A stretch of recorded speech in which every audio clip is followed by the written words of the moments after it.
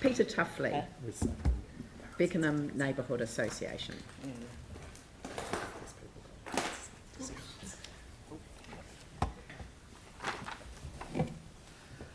Welcome.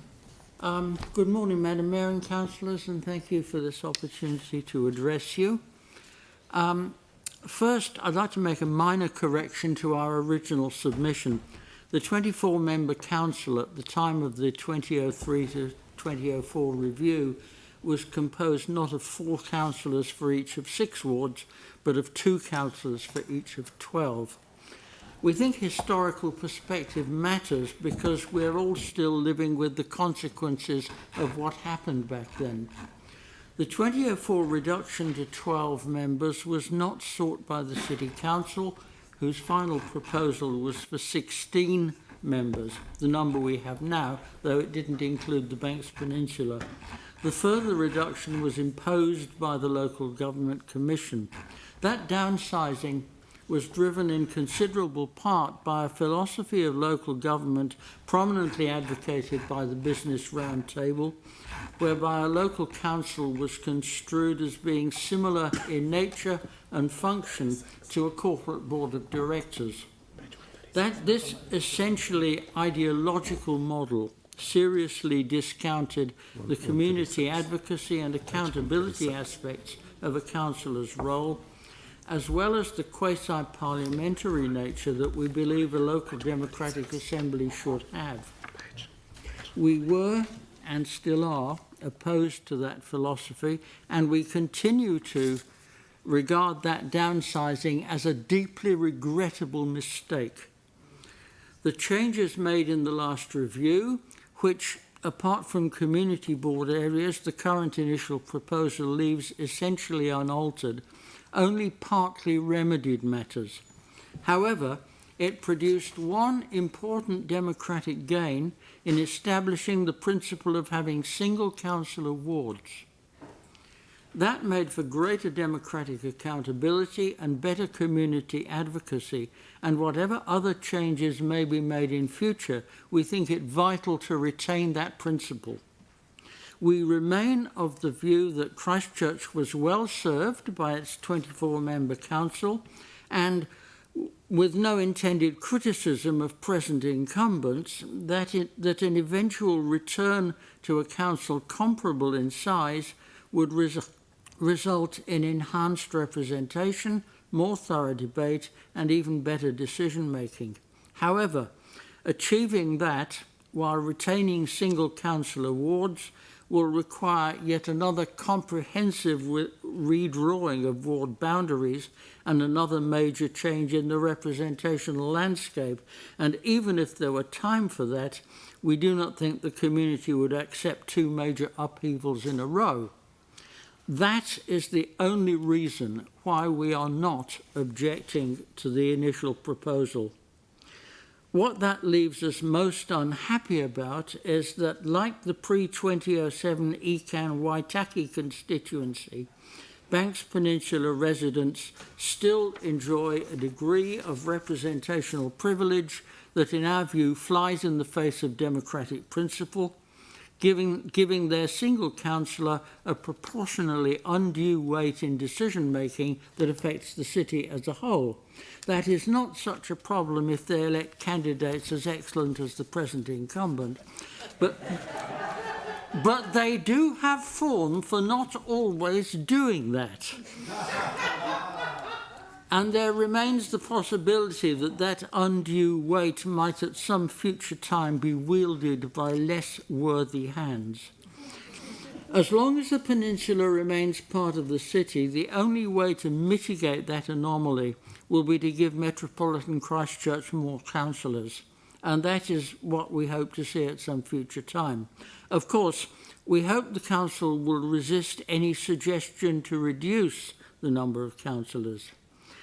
Finally, the Latin motto in Christchurch's coat of arms, Fide condita fructu beata spe fortis, translates as founded in faith, blessed in fruitfulness, strong in hope.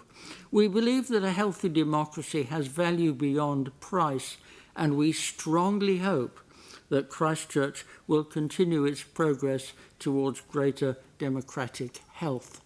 Thank you.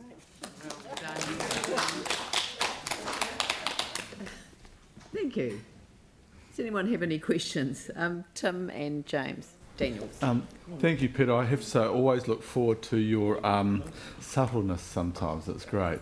With regards to the Beckenham Neighbourhood Association's thoughts about the three wards, the Spraden, Cashmere and the joining Heathcote, which I totally support, can you just explain a wee bit more detail about the what was the border and what it is now and why you thoughts? Well, prior to 2016, we were part of the Spraden-Heathcote ward area, Yes, greater area. community ward area. So going back to something resembling that is something we're perfectly comfortable with. Yeah, it makes good logic. We don't believe that our interests will be sort of submerged by, an enlargement of the community board area. Yeah. We're very happy with that arrangement. Thank you very much, Peter. Totally agree. James? Kia ora, Peter. Look, I'm a virgin to your articulate and eloquent submissions to council, but obviously other people have seen you before. So that begs the question, are you in any way related to Andrew Turner? No, not at all. Okay. Not at all. No, I just... No. Okay. Sarah. Thanks so much, Peter. And thanks for coming back in again for another submission. Just checking on your point about the fact that the Banks Peninsula, for example, relies on the quality of the councillor chosen or the elected representatives, and if the current councillor wasn't quite so good, that might be an issue. Do you think the same applies for any single councillor ward across the city? Sorry, my hearing isn't as good as it used to be. So in a single councillor ward, either like Banks Peninsula or Heathcote or anywhere, do you think that having just the one councillor does leave the community at risk if that councillor ends up, not being what they expected?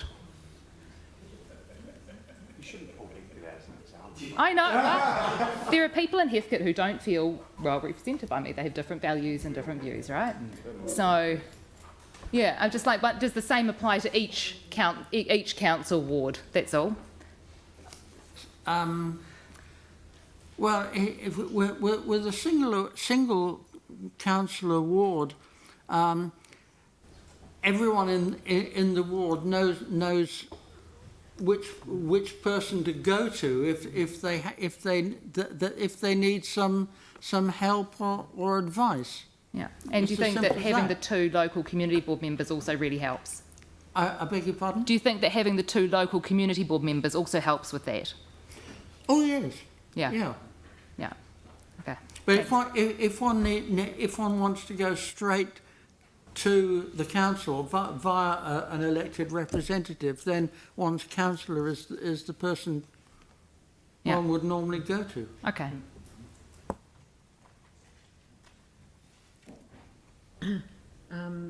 Yeah, we've got another minute. Aaron. Peter, just thank you for that insightful history lesson / warning of what can happen when central government review local government and try and impose major changes. Thank you for that.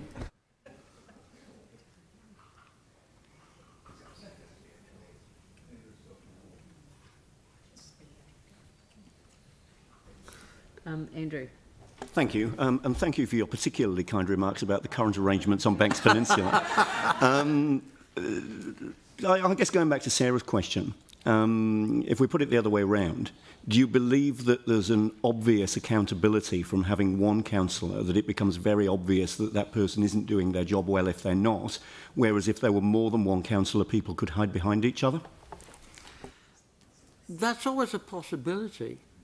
But if you have two councillors for one ward and they have very different approaches to a particular issue, then one has a problem.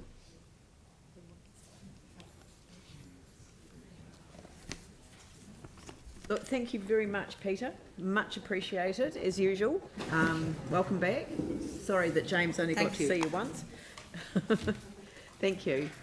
The next is Chrissy Williams.